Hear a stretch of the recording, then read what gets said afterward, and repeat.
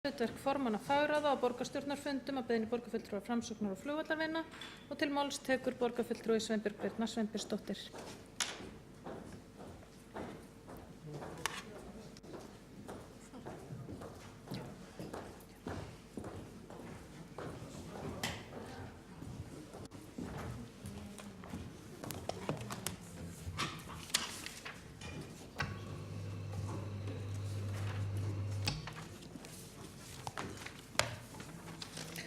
Frú forseti, borgarstjóri, ágætu borgarfulltrúar.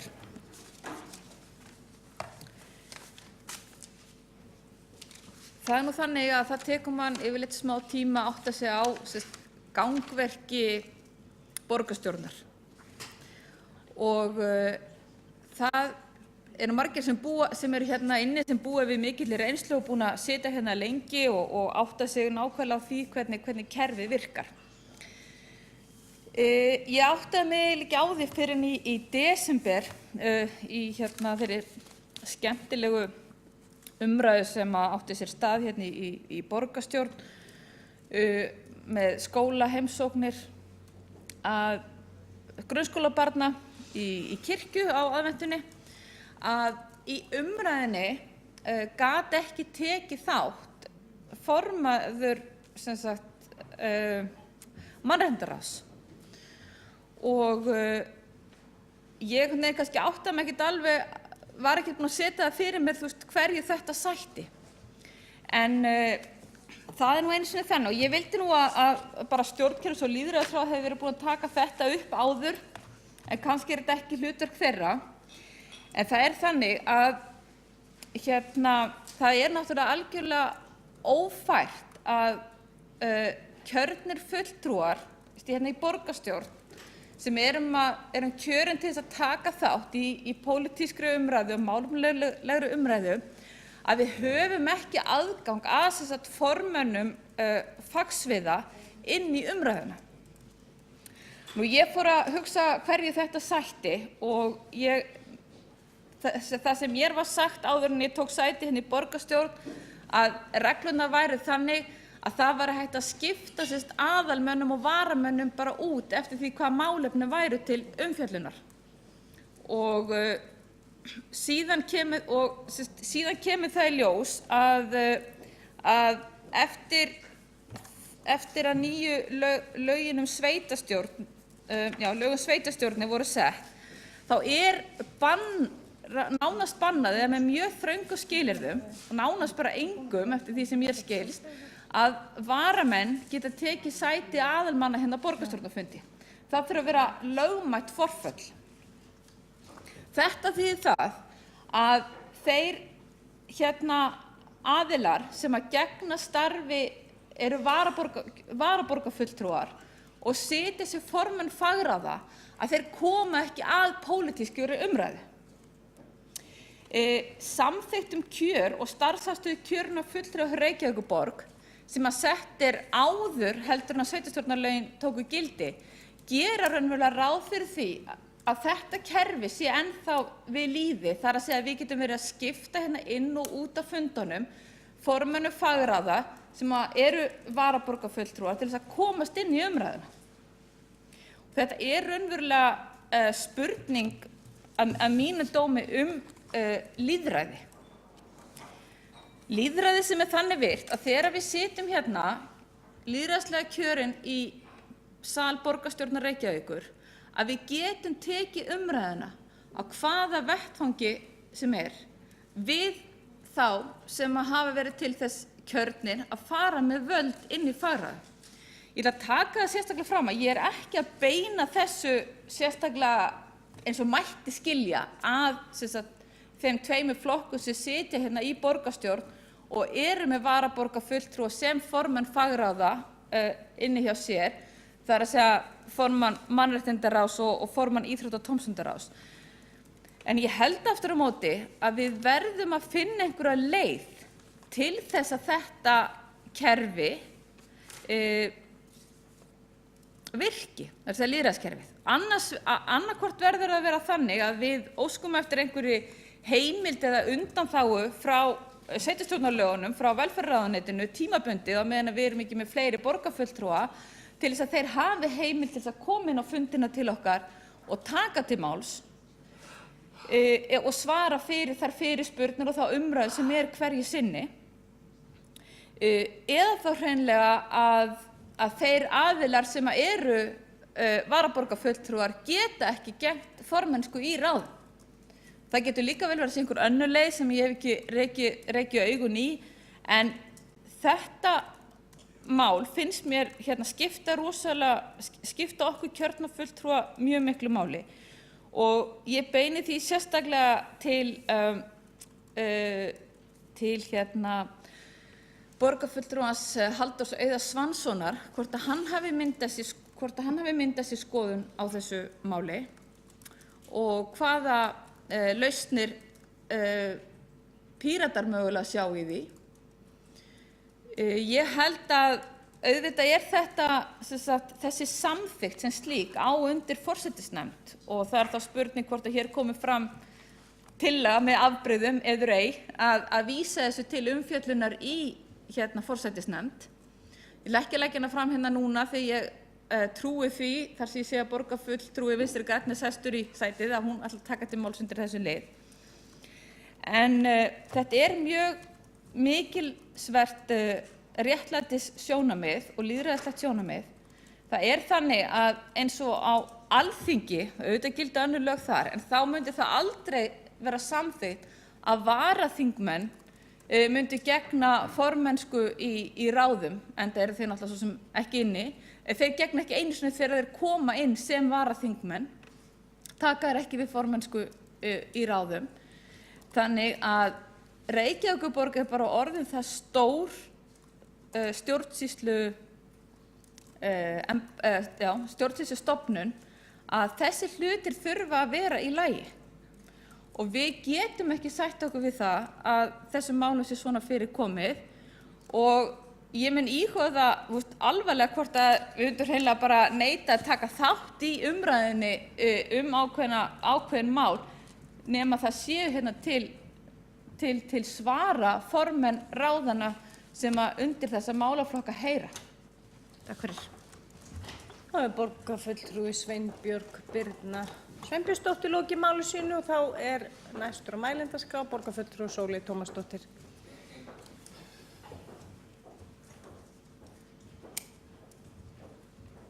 Forseti, góðir borgarfulltrúar. Ég var nú að segja að ég hef samúð með þeim sjónarmiðum sem að borgarfulltrúin reifar hér.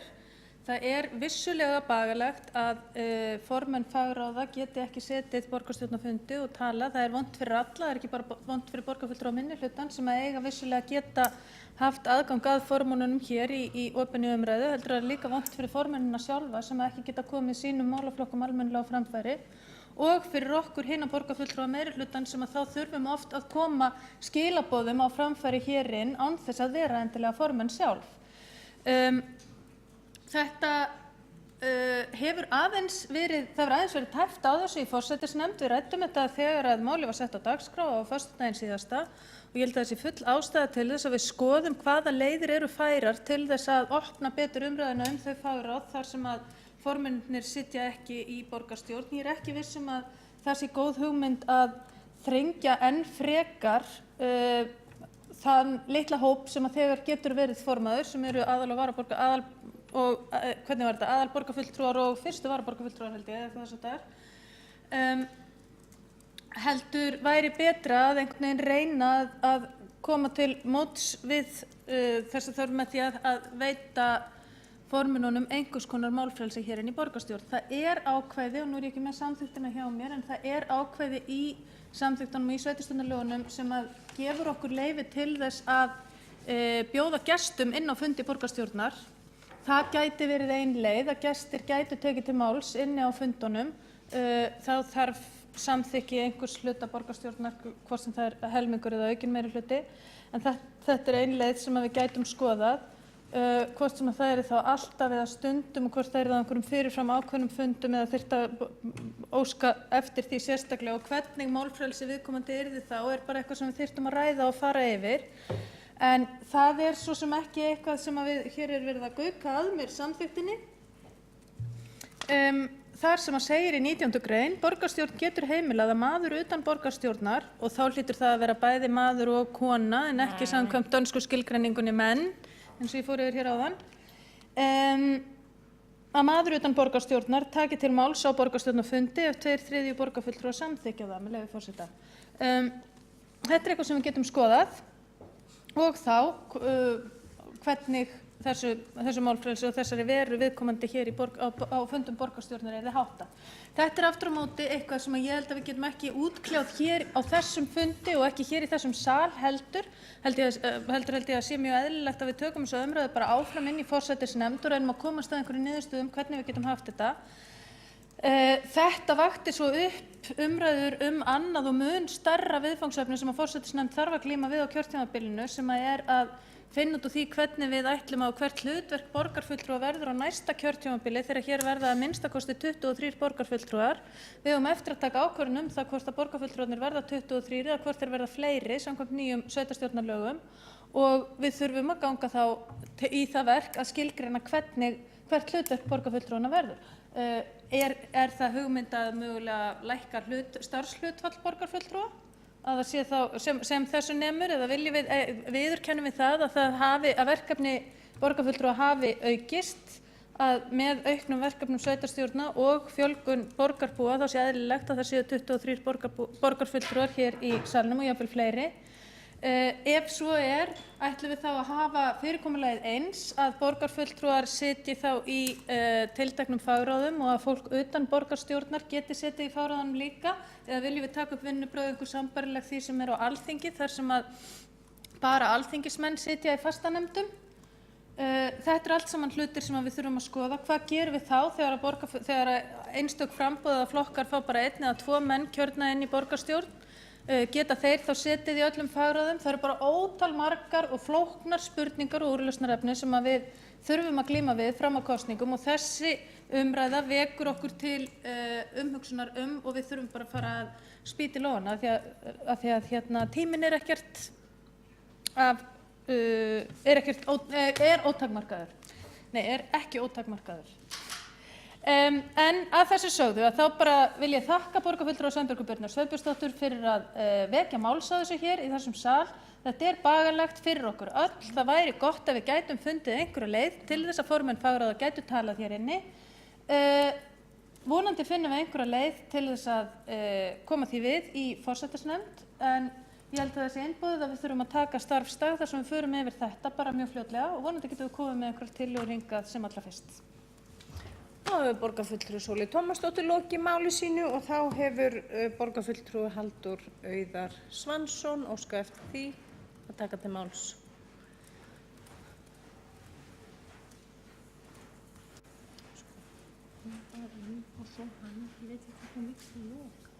Gæti forseti og borgarstjórn, þetta er mjög áhugaverð spurning sem að hér hefur verið varpað fram. Hvað varðar stjórnkerfis og lýðræðisráð, þá samkvæmt samþykktum það, þá getur það verið og á að vera öðrum aðilum innan stjórnsýslunnar til ráðgjafar á sviði stjórnkerfisbreytinga, þannig að þetta gæti vissulega heyrt þar undir ef að eftir því er kallað. Og ég get alveg klárlega haft á þessu persónulega skoðun þess fyrir utan og ætla mér að gera það. Ég held að það sé alveg hægt að taka undir það að það eru eiginlega bara 2 leiðir þarna færar. Það er annaðhvort að banna það að þeir sem eru varamenn gegni formennsku eða þá einhvern veginn að reyna að koma þeim inn eftir því sem að á þarf að halda. Það er alveg rétt að þetta veldur vissum vandkvæðum. Bæði að þeir geti ekki staðið fyrir svörum.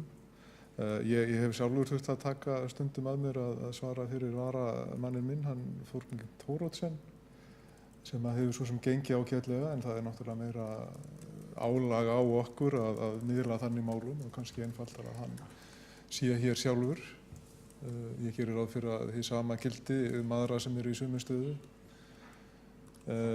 Hin leiðin sem að væri, já, ég var búinn að nefna þessa báðar leiðir, Þriðja leiðin var reyndar að hunsa þetta alveg, en ég held að það er ekki jafn góð leið. Ég held að það sé allavega reynandi að reyna að finna á þessu einhverja lausn sem að allir geta vel við unnað. En ég er sjálfur hrifnari á því að reyna að opna þetta aðeins og reyna að koma því svo fyrir að þeir sem gegni formennsku geti komið og setið hérna fyrir svörum, hvort sem að það þarf að kalla eftir lagabreytingu til að opna betur á svona meira frjálsræði í okkar fundarsköpum.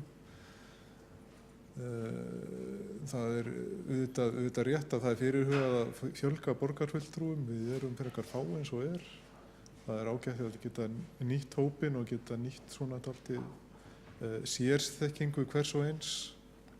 Við erum færri en á þingi. Mér finnst rökin fyrir því að varamenn gegn ekki formennsku fyrir nokkuð veigameiri þar. En svo ég segi það aftur þó ég gerir ráð fyrir að þetta verði fyrst og fremst unnið á sviði forsætisnefndar, þá er stjórnskipunar- og lýðræðisráð búið að taka þetta fyrir eða veita umsögn eða annað sem óskað er eftir. Takk fyrir. Þá er borgarfulltrúi Halldór Auðar Svansson lokið máli sínu og það er borgarfulltrúi Halldór Halldórsson næstur á mælendaskrá.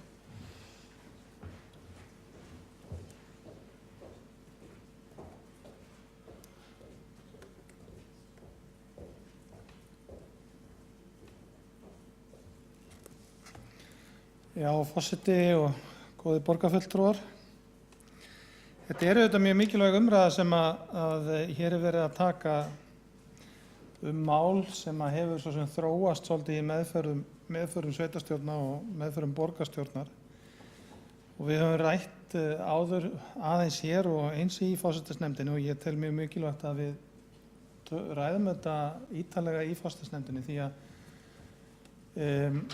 þeir vankantar sem að hér var lýst á því að geta ekki tekið fulltrúa inn og skipt svo út aftur, að það var ekki þannig. Það var þannig hér í borgarstjórn að það var verið að skipta fulltrúum inn og út. En í lögunum sem að tóku gildi 1. janúar 2011, nýju sveitarstjórnarlögin sem við vinnum eftir, þá er tekið mun harðar á þessu. Og það má kannski segja að það sé full hart tekið á þessu í lögunum. Við þurfum auðvitað að ræða það og ef það er þannig að þetta sé farið að hamla okkar störfum í borgarstjórn og hugsanlega einhverjum öðrum sveitarstjórnum, að þá þarf að ræða það auðvitað á Alþingi hvort að það hafi verið gengið of langt í lagasetningunni.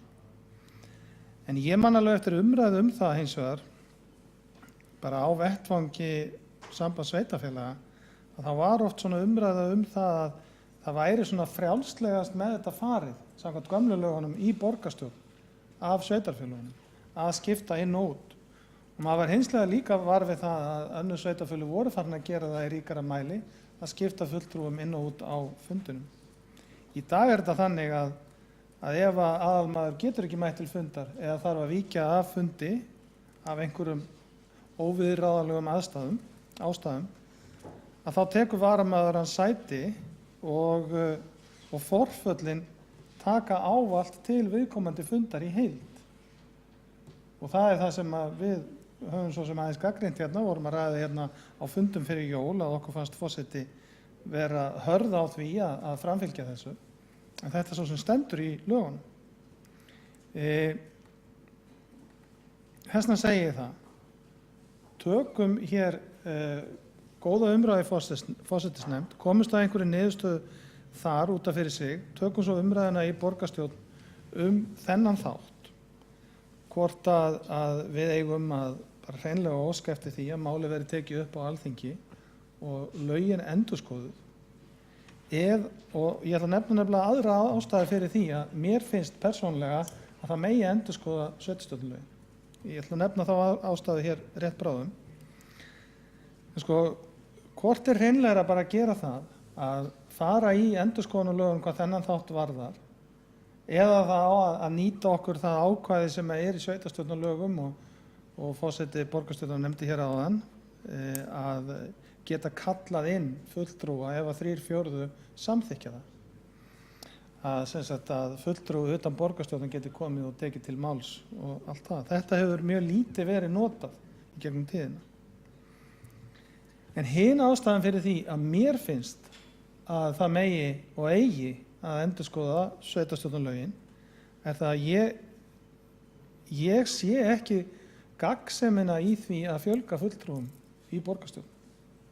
Það er verið að tala um það að frá og með næstu kosningum eða 2018 að þá verði þetta 23 til 31 aðalmenn í borgarstjórn Reykjavíkur. Það segja 100.000 íbúar eða fleiri, 23 til 31 fulltrúi. Og mér finnst við einhvern veginn ekkert hafa rætt það að viljum við algjörlega bara breyta okkar kerfi, fara yfir í það að vera með þetta marga fulltrúa sem er kannski líkara því sem er á öðrum Norðurlöndum og við myndum þá algjörlega að vera að skipta það kerfi sem við þekkjum. Því að ég trúi því ekki að við séum tilbúin til þess að vera með 23, hvað þá 31 borgarfulltrúa á fullum launum eða eins og þeim launum sem borgarfulltrúa eru á í dag. Ég held að þetta hljóta að breytast.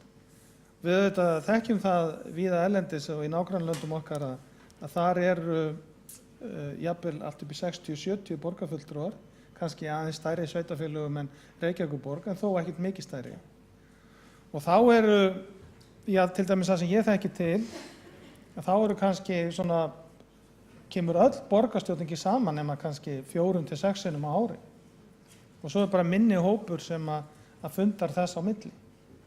Ég er ekkert viss að það sé neitt betra. Ég er ekkert viss að það henti okkur betur. Þannig ég vil taka þá umræðu bæði þetta sem að borgarfulltrúi Sveinbjörg Birna Sveinbjörnsdóttir vakti hér máls á og eins líka þetta með fjölda fulltrúa. Og ég hef hugsað mér að kalla eftir í borgarráði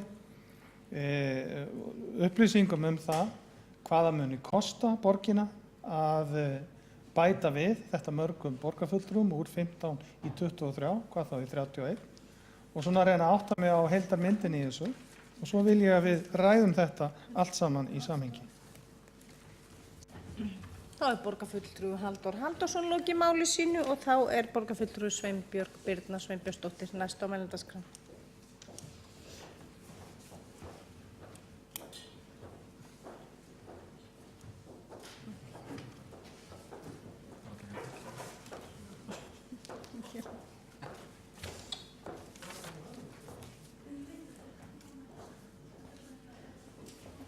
Frú forseti, borgarstjóri og borgarstjórn. Ég ætla bara að þakka fyrir góðar undirtektir og hlakka til þeirra vinnu sem að framundan er og ætla áskilja mér rétt til bókunar sem ég ætla bara að lesa núna upp og sendi á reytara. Framsókn og flugvöllurinn þakka góðar undirtektir borgarstjórnar varðandi hugmyndir sínar að tryggja aðkomu formanna fagráða sem eru varaborgarfulltrúar að borgarstjórnarfundum þar sem málefnaleg umræða fer fram stjórnun, stefnumörkun og eftirlit með starfsemi Reykjavíkurborgar. Til að tryggja lýðræðislega umræðu, samvinnu og beint aðgengi kjörinna fulltrúa verður að tryggja aðkomu formanna fagráða sem eru varaborgarfulltrúar að umræðunni. Það er borgarfulltrúi Sveinbjörg Birna Sveinbjörnsdóttir lokið máli sínu, einnig lokið við það að boða bókun undir þessum dagskrárlið en þá er síðust á mælendaskrá borgarfulltrúi Sóley Tómasdóttir.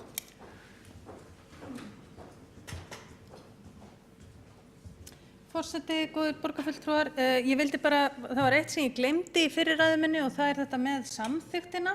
Samþykktin hefur verið uppfærð eftir að lögin voru samþykkt og þá var bara lögð talsverð vinna í að uppfæra samþykkt fyrir borgina í samræmi við þessi nýju lög og ég held að sko, jafnvel þó að við reynum að finna einhverjar leiðir þá held ég að það veri alveg síðasti kostur að fara að óska eftir einhverjum undanþágum frá lögum hjá ráðuneytinu og það sem að borgarfulltrúi Halldór Halldórsson talaði hér áðan að forseti hygðist vera mjög ströng á þessu ákvæði hann var svo sem túlka það eins og hann vill en ég tel það bara vera í verkahring forseta að fara að lögum og held að forseti hafi nákvæmlega ekkert val það hvort hann fer að lögum eða ekki þegar að kemur að þessu eins og öðru.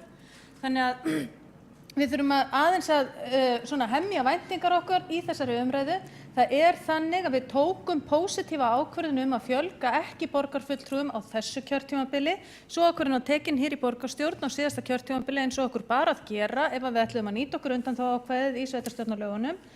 Núna eigum við engra kosta völ. Okkur ber að fjölga borgarfulltrúum upp í að minnsta kosti 23 á næsta kjörtímabili og við verðum að finna út úr því hvernig við ætlum að gera það. Okkur ber líka að fara að lögum þegar kemur að skiptingu varamanna inn og út af þessum fundum og fundum reyndar fagráða líka og verðum að finna einhverja aðra lausn á því ef við viljum að formenn sem ekki eiga fast sæti í þessum sal eiga að koma hingað til þess að gera grein fyrir máli sínu. Það er verkefni sem við þurfum að takast á við núna, að finna út hvernig við getum gert það, þó þannig að við fylgjum eðlilega og sjálfsagt lögum þessa lands. Það er borgarfulltrúi Sóley Tómasdóttir lokið máli sínu og það er borgarfulltrúi Halldór Halldórsson óska eftir því að veita andsvar við ræðu borgarfulltrúans.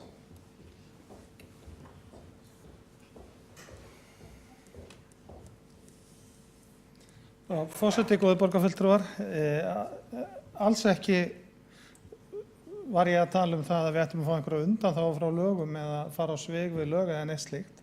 Bara alls ekki. Ég var að tala það að mér finnst að við ættum að taka umræðuna hérna og svo er mín skoðun að í framhaldi af því eigum við að óska eftir endurskoðun á sveitarstjórnarlögunum. Hvað þessa þætti varðar. Hugsanlega þann þátt sem að borgarfulltrúi Framsóknar og flugvallavinna Birna Sveinbjörnsdóttir vakti hér máls á og klárlega í mínum huga þann þátt sem að varðar fjölda borgarfulltrúa. Því ég tel að við séum ekki á réttri leið þar. Ég tel að við eigum einmitt að taka þá umræðu og fá endurskoðun á því. Það er það sem ég er að segja. Ég er ekki í neinu að tala það að við eigum að fá einhverja undanþágu frá lögum, en þetta er ekkert hægt. Þannig að þetta hefur verið mín skoðun alla tíð að fjölgun fulltrúa eins og í borgarstjórn Reykjavíkur sé í rauninni bara ótímabær og skili okkur í sjálfu sér ekkert fram á veginn hvað lýðræðisþáttinn eða neitt slíkt varðar. Heldur verðum við bara með fólk sem verður þá meira í hlutastörfum og minna í þessu í nánast fullu starfi eða fullu starfi eins og er í dag. Það er borgarfulltrúi Halldór Halldórsson lokið að veita andsvar, þá svarar andsvari borgarfulltrúi Sóley Tómasdóttir. Forseti, góða borgarfulltrúar, það var nú ekki borgarfulltrúi Halldór Halldórsson sem að tala undanþágu frá lögum, heldur borgarfulltrúi Sveinbjörg Birna Sveinbjörnsdóttir og þau voru svona að tala til beggja borgarfulltrúanna á sama tíma. Gott og vel, það kann að vera að einhverju borgarfulltrúar hér vilja óska eftir því að þessi lög verði endurskoðuð, þeir geta gert það. Ég hef sjálf ekki mikla þörf fyrir það og tel svo sem ekki að það komi til með að gagnast nokkrum manni. Það eru rúm 3 ár þangað til að hér munu setjast samkvæmt núverandi lögum 23 borgarfulltrúar. Sama hvað okkur kann að finnast það, þá held ég að sé löngu tímabært eða allavega tímabært að við hefjum undirbúning á því. Við eigum þá bara þá vinnu til góða og í því felst meðal annars að kalla eftir kostnaði við nokkrar ólíkar sviðsmyndir, hvernig við setjum saman borgarfulltrúa og hvert hlutverk þeirra verður. Og það er bara vinna sem við munum hefjast handa við í forsætisnefnd núna á næstu dögum og vikum og mun örugglega taka einhvern tíma og við getum það valið úr því, en á meðan getur borgarfulltrúin talað við félaga sína í ríkisstjórn og á þingi og athugað hvort að þeir hafi áhuga á því að breyta núverandi lögum. Það er borgarfulltrúi Sóley Tómasdóttir lokið við það, svara andsvari, þá telst andsvörin lokið og þá er borgarstjóri óskað eftir því að taka til máls. Forseti, ágæta borgarstjórn, þetta er prýðileg umræða og áhugaverð og ég fagna því að forsætisnefnd fjallar það hvernig formenn fagráða sem ekki eiga sæti í borgarstjórn geta komið að umræðu hér. Ég held að það geti bara orðið til þess að skerpa þennan vettvang sem málstofu í afmörkuðum málum, tökum sem dæmi endurskoðun mannréttindastefnu eða eitthvað slíkt. En ég myndi vilja leggja inn þau orð til forsætisnefndar og þessara umræðu að þarna verði formenn hverfaráðanna ekki undanskildir. Því umræðum hverfin að þá hefur maður stundum saknað þess að formenn viðkomandi hverfaráða sé ekki þáttakendur í umræðunni þó að þeir lifa og hrærist í þeirri umræðu sem í hverfunum. Og ég held að sama geti gilt formennina. Ég tek undir að það þarf ekki að breyta lögum ef það samstaða einhverja svona fundadagskrá sem útheimtir eitthvað af þessu tagi undir einhverjum liðum, að þá geta 3/4 borgarstjórnar einfaldlega samþykkt það að óbreyttum lögum. Síðan það svona meiri, kannski svona einhverja pólitíska vendingar að oddviti Sjálfstæðisflokksins og formaður Sambands íslenskra sveitarfélaga kallar hér eftir breytingum á samþykktum sveitarstjórnarlögum sem voru ekki bara leidd fram af honum sem formanni, heldur samþykkt þverpólitískt með nánast öllum greiddum atkvæði á Alþingi. Það lá reyndar fyrir við þá atkvæðagreiðslu að veru skiptar skoðanir innan borgarstjórnar fjölgun eða ekki fjölgun borgarfulltrúa, og ég held reyndar að deildar meiningar hafi verið það þvert á flokka, satt að segja.